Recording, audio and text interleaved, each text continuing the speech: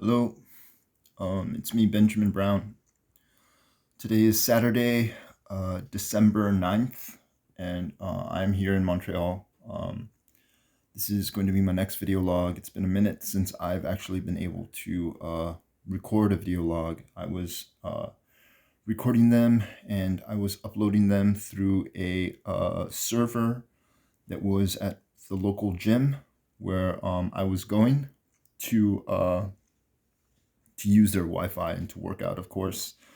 And I guess these people that have come here from North America came here and followed me, and I seem to be surrounded by people that aren't necessarily Canadians, even though Canadians must be hiding somewhere. It doesn't sound so irrational to me or so far-fetched that they've cleared the island of Montreal and that they've surrounded me with a bunch of North American agents, but um, they've got global agencies that operate, and these people are so good about hiding their identities that it's completely possible to hide their accents, which seem to be some sort of contained and controlled thing and characteristic in order to disguise somebody's true origins or true place of true place of origin. Um, I just felt like uh, I I was spending, a little time at the gym, and they were like hounding me and heckling me about like spending too much time on a machine, and I wasn't spending more than 50 minutes. The Alcano Fitness gym requirement wasn't at all ever saying that you can't be on a machine for any contained amount of time. Somebody was sending people in there specifically to complain about me so that I would lose my membership. So I now no longer have access to a gym. And of course, all the other gyms in the area are charging about like $300, $400 for a membership. And also, I don't have readily, they're not convenient around my work schedule hours and stuff. They're like goofy hours, like 12 to like 7 or like 12 to 8. And it's like $300 for a membership. And I just can't afford it on my income. So, so I'm not allowed to go to gyms here while I'm in Montreal, and apparently somebody finds me in some way threatening, even though my true task is simply to try to get the Canadian and try to get the English and the French government's attention and try to follow through with this claim and try to communicate with some reliable um, agencies or some reliable agents of authority. But I don't seem to be having too much of a good time here. I'm actually relatively miserable. I don't have anything to look forward to. Uh, I'm just kind of work, and I just kind of like spend my free time just kind of like doing whatever, messing around on my phone, and not really doing much of anything else, not really being productive. Uh, I'm not really allowed to read. Uh, None of the books that I get are real books, and none of the things that I get my hands on are like real things. Like I already said in one of my other video logs that I go and I buy things and like they're not even real things. They're like bootleg merchandise things that I'm buying from some sort of government agency that's like selling me black marketed copied shoes or something that fall apart within a year or something, or fall apart within 3 months. I bought a pair of Dakota shoes and they didn't even last me 2 months. I didn't really have the time or the effort or the receipt because, of course, because of this thing in my head, I threw the receipt away. And I spent about $150, $200 on a pair of shoes that only lasted me 2 months. And I was over here trying to glue it together with some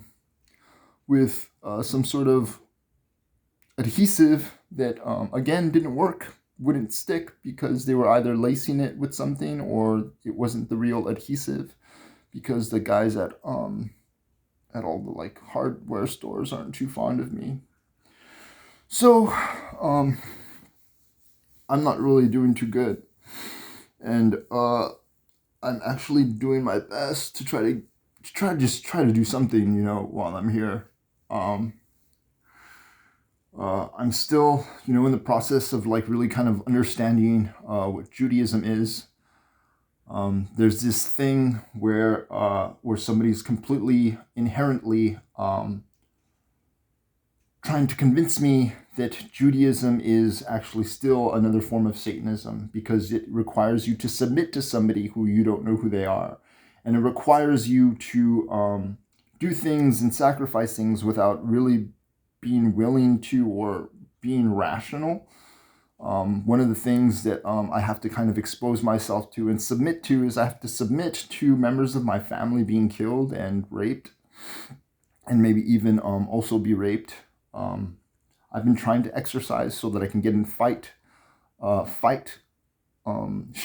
shape, because I literally have to fight people that are tied to the athletic entertainment industry, and I literally have to be able to fight United States Marines, and I need to be able to fight like top government agents and hitmen who are psychically, kinetically outfitted, and it seems like ultimately I don't stand a chance.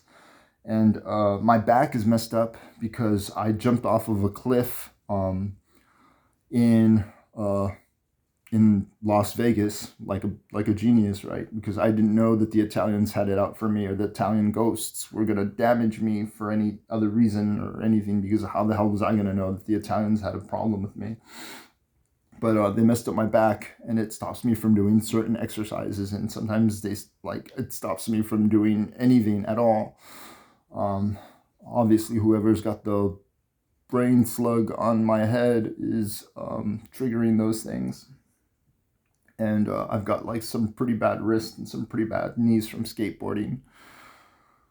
So, like I said, I'm not doing too good. I'm trying to get in as best of shape as I possibly can, because I know that there is somebody who's intent on raping me. And there's somebody who's intent on raping me because of Jewish mythology and Islamic mythology. And I'm not only worried about that, but I'm also worried about going to prison, because I'm here in Montreal, and I've had the same experiences in North America where you try to talk to somebody or you try to communicate with somebody who's supposed to be some sort of like social service or something, and they're just not reliable for me, specifically me. If you're related to the government, or if you're related to the NBA, or if you're related to crack cocaine dealing gangsters or something like that, then if you need free representation, or if you need a place to live, or if you need a halfway home free of charge and stuff like that, you're hooked up. But if you're Ben Brown, you don't have those things.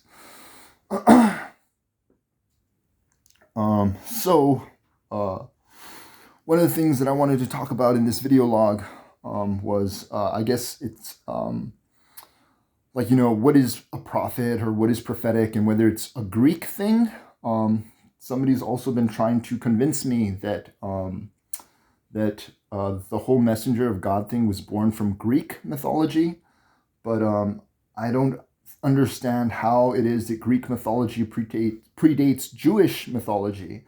And if there's a chance that the Jewish mythology and the Greek mythology was born around the same time that they discovered design theory and discovered psychology, which seems to be rational, then I don't think necessarily that the messenger of God motif or status could at all be primarily a Greek thing. The other thing that doesn't really make sense is I'm relatively certain that the Greeks purported homosexuality in their history for the sole purpose of attempting to condition me, specifically me, and sodomize me. So that would mean that if the Greeks were responsible for this messenger of God motif, then they created the messenger of God motif and status and character, and then decided to condition the global population to be comfortable with homosexuality, so that they could sodomize me in an effort to discredit me as being a messenger of God.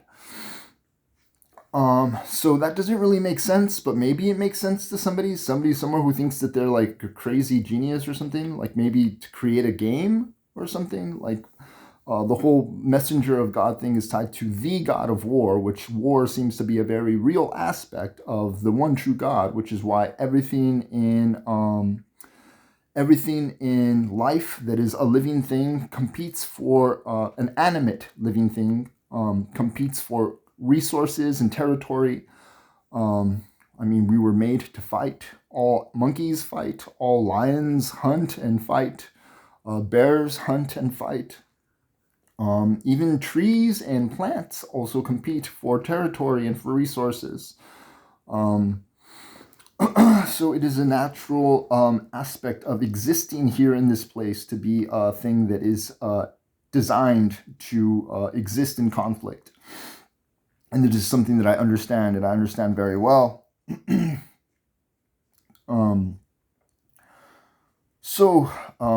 Not that I want to completely shame the people of the Mediterranean. Obviously, I would have some sort of feelings of sentimentality towards them, but I am not okay with a church that purports homosexuality or that conditions people to be comfortable with homosexuality. Obviously, I've had like some homosexual experiences, so I have a right to be upset about that. And there's a lot of more people out there that are actually more in the right to be more upset about those kinds of things. It's gone to the point now where there's like music acts of like men that wear makeup, pop music acts, people that promote androgyny, and it's something of a stepping stone towards like homosexual experiences. A lot more of the popular music acts and stuff, and it's actually really a big problem that people are making people comfortable with this thing. People are so comfortable with things that are strange now that people are going out of their way to have sex changes. Men become women, and apparently women become men too, although I don't really understand how that would work or where they would get the money for such things. But men dress up as women and they have sex with other men, and it's not something that has any sort of ancient tie to what we used to be or where we came from, but it's something that people do. And but anyway, so I don't really understand where these things are actually seated or rooted, but I know it has something to do with the Greeks, and I've been coming to terms with the ancient qualities of Judaism and Islam, and I believe in intelligent design and design theory. Like, I believe in God, like, because it's such a completely rational thing. There's just like absolutely no question about like, you think about like cooking, and you think about sex, and you think about you look around and you see the environment, and it's just like, the fingerprints of God, and then we've like gone out of our way to refine it more. And all these things about Judaism and all these things about Islam are truly just like profound. Like, this is a scientific thing. It's not even like a religion, just like a religion thing that somebody just made up. Like, this is like completely based on science, and it's completely rational. And the ultimate observer, the universe embodied in an individual, finding out who he is, connected to the fact that there is this other force that sees beyond what you're exposing to whatever it is that lies in between us and between God, right? But some people could argue that there's no way that those things could possibly be true. But if the grand designer of the great designer, don't want to get into all the other stuff, the ultimate designer, the one true God, foresaw all these things that were possible, then that is the only way that he would be capable of creating the seeds of life that were created through single-celled organisms that evolved into algae and sea sponges, etc., etc. And the other thing that I'm dealing with is whether or not we were really spontaneously evolved from monkeys, and whether we were selectively bred or naturally selectively bred. I'm assuming it was probably a combination of all three. That maybe planet Earth is not the first planet to ever harbor human life that had evolved from some form of monkeys. It has been taught to me that the original human variations were African and that sprouted out from Africa. Whether that's true or not, it's a possibility. It's a possibility that it's not true.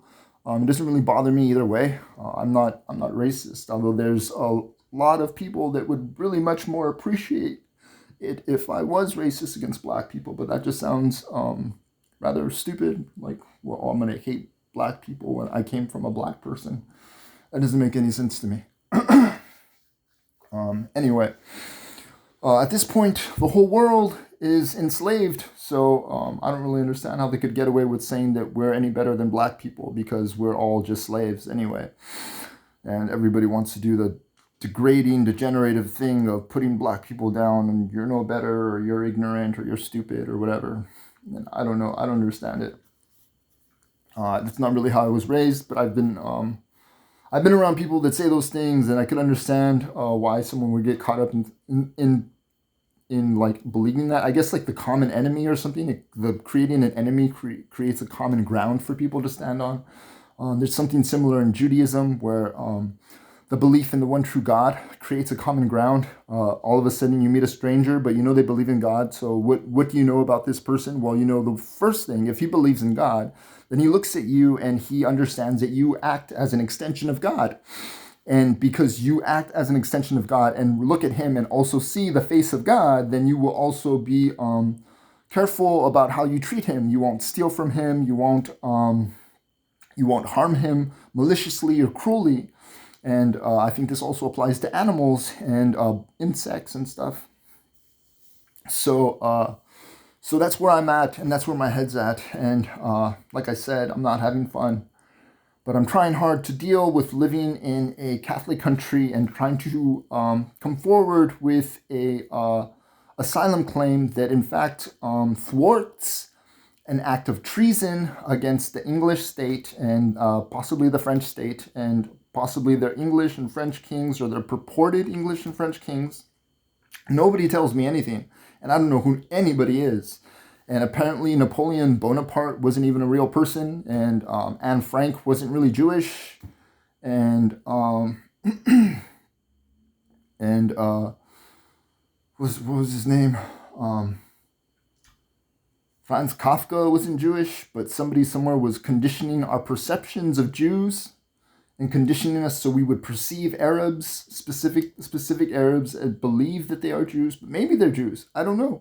I don't know what Jews really look like. I used to think that Jews were something other than Arab. That was how ignorantly conditioned I was, is I had no real capacity to grasp that and comprehend that that Jews were Arabs.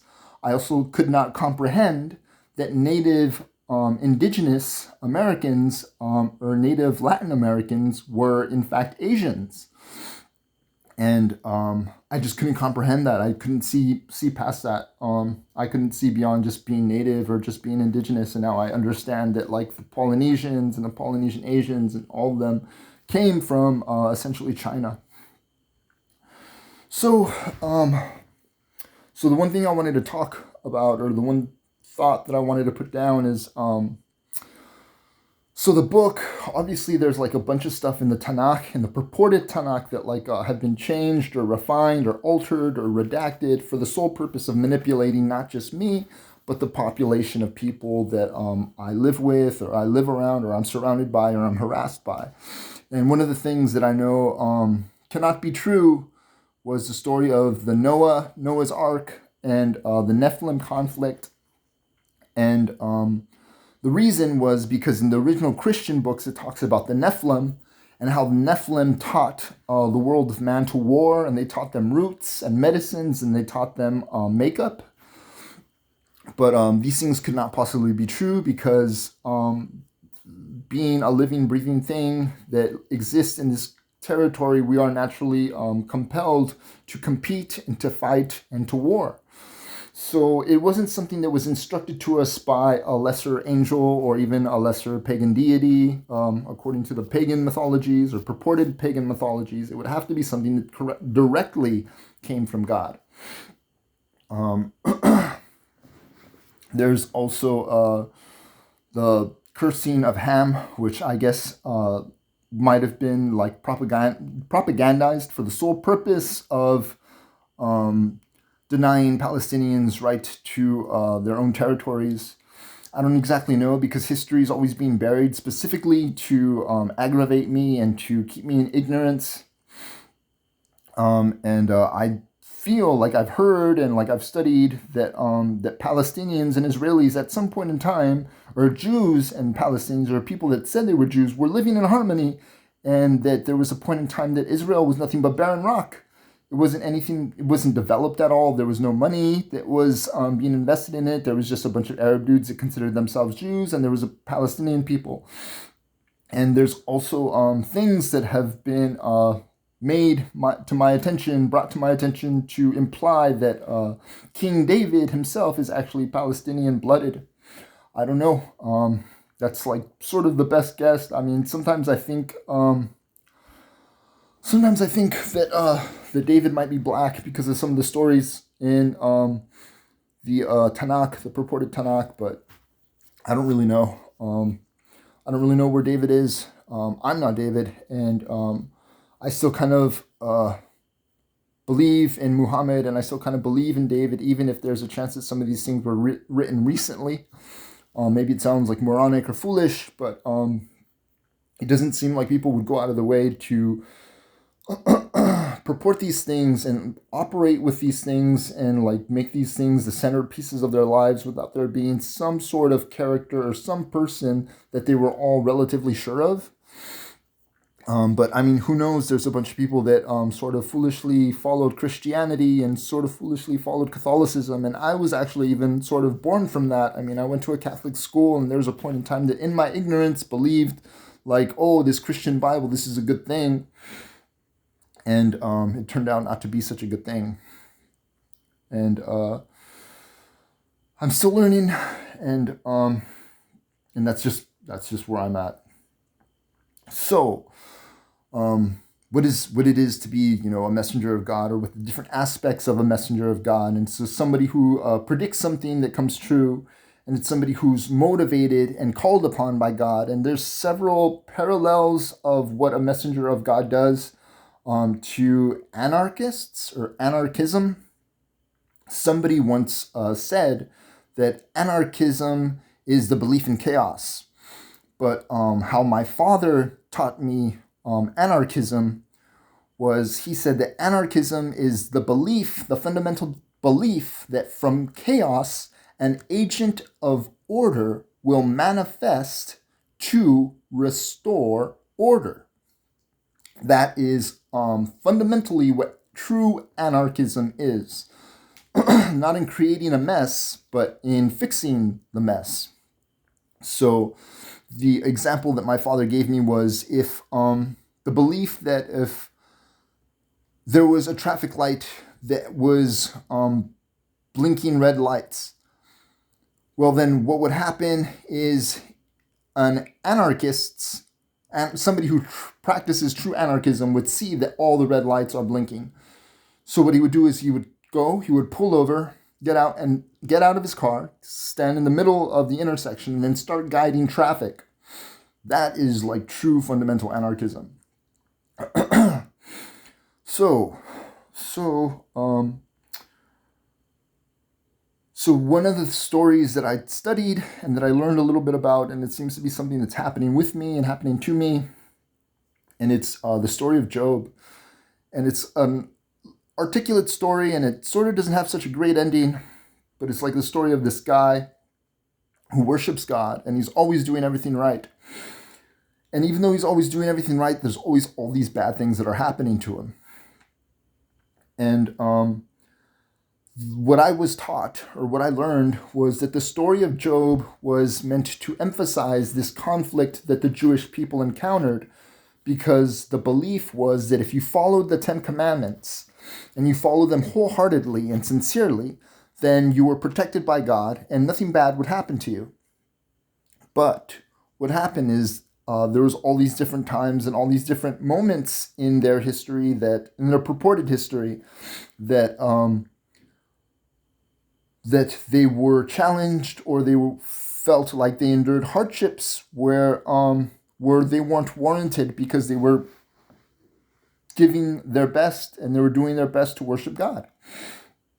So the story of Job was meant to express this kind of conflict when a person is doing everything that is good and everything that is right and in good standing with God, but still feels and still endures all these hardships and all these conflicts. So the story of Job was meant to express that meant to express that even though you're doing everything right and even though you're worshiping God right, it doesn't mean that always things are going to be good. And it means that sometimes you go through really messed up stuff, and sometimes you have to be strong and endure those really messed up things, but still worship God. But I guess the thing that happens is that Job, as a messenger of God, which is really unbeknownst to him because he doesn't even really understand. In fact, at the end of the story, he says, God, why did you do this to me?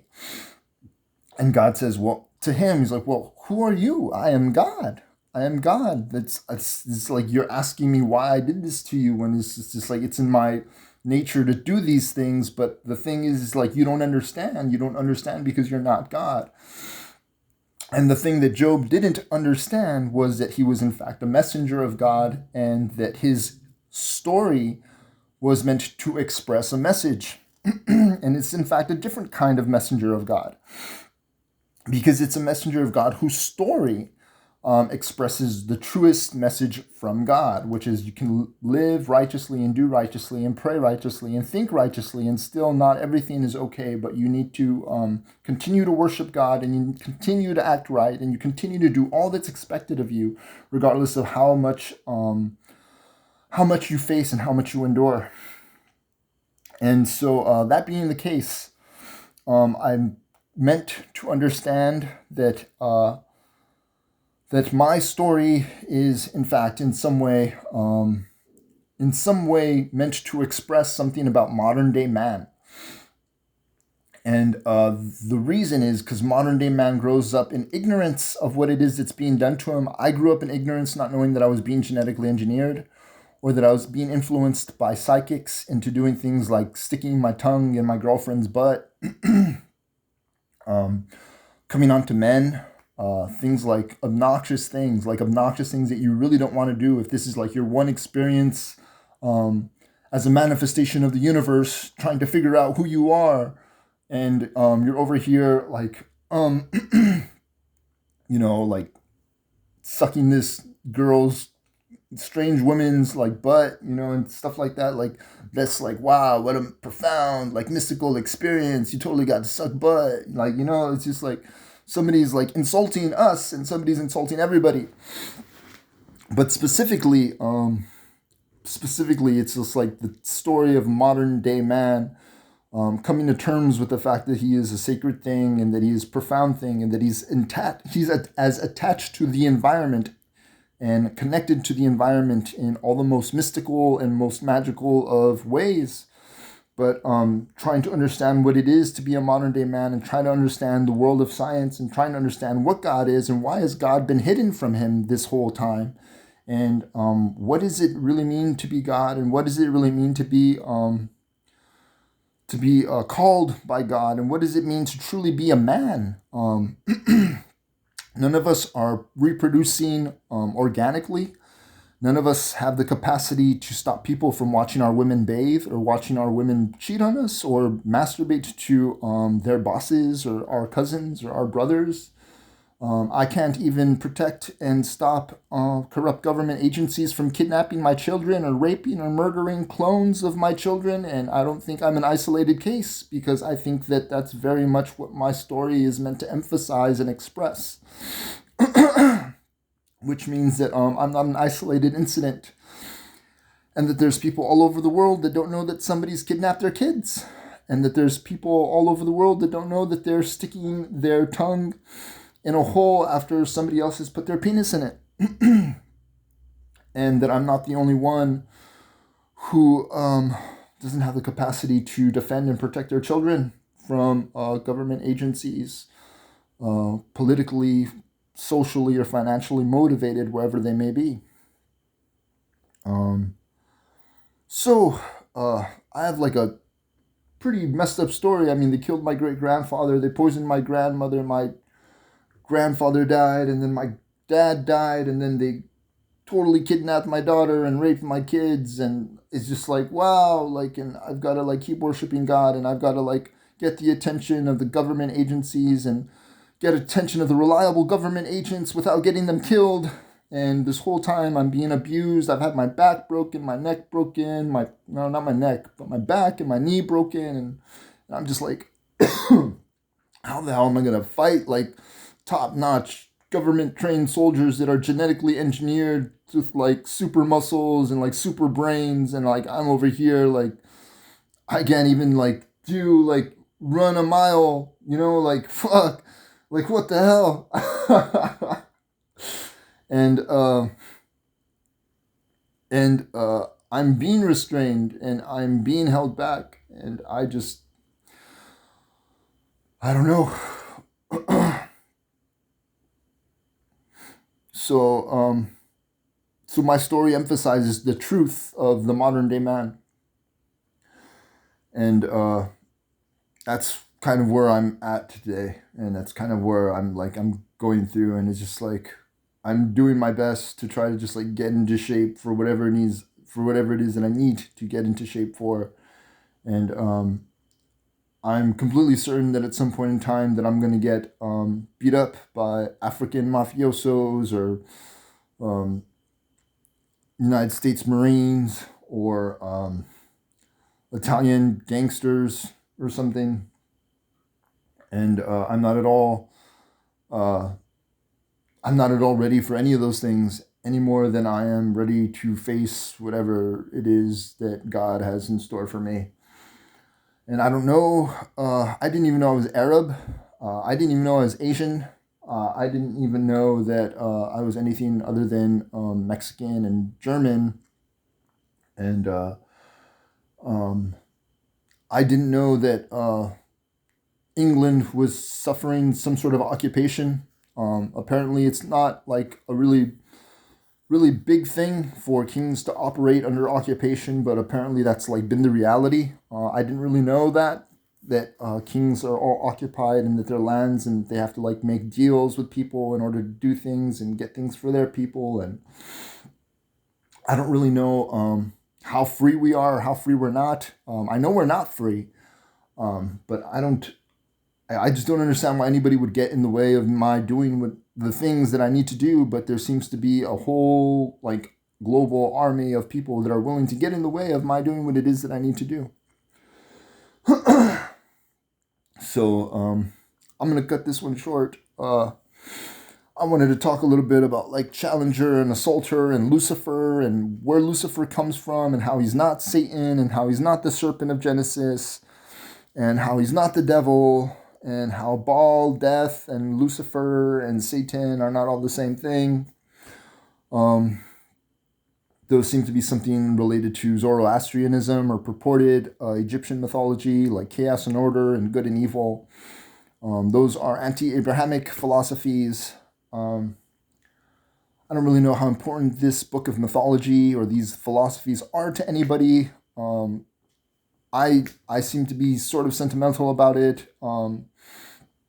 I sort of know that that these things are inherently good, and I also know that a modern day man practicing Torah would not go to Palestine and say, "Give me this. This is mine," because Torah teaches a righteous practice of law, which means if I was to go to Palestine, I'd be like, "Hey, what's up? I heard we're related. Is that true? Like, oh, can I hang out with you? I heard you guys know some pretty good riddles. Like, you guys know any good riddles? You guys know any good poems? You guys know any good poems? Let's sit down and have some mint tea, and then you can tell me some good Arab poems because I heard Arabs love their poems and they love their poetry. I don't really know a whole lot about being Arabs. I've been taught that like Arabs are arrogant and that they're stingy and that they're kind of kooky and some of them are really sick.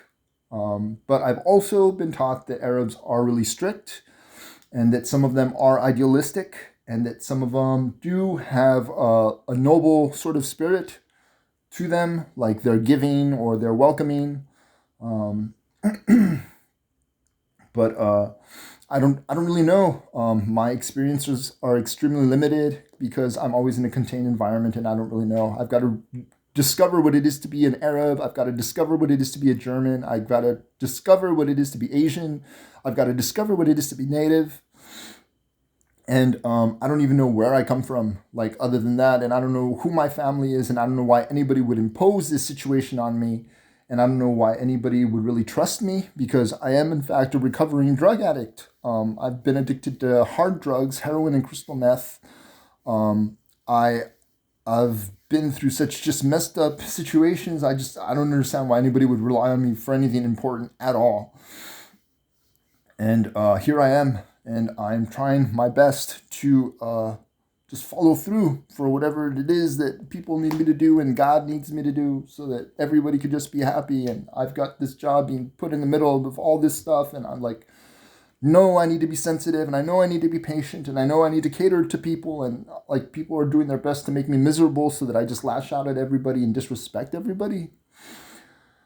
So I'm like, you're like, every other day in this room, people are hearing like gay European dick this and stupid fallacious woman joke number 379. It's just like, what the fuck? It's just like, man, excuse my language, pardon my French. So that's it. Until next time.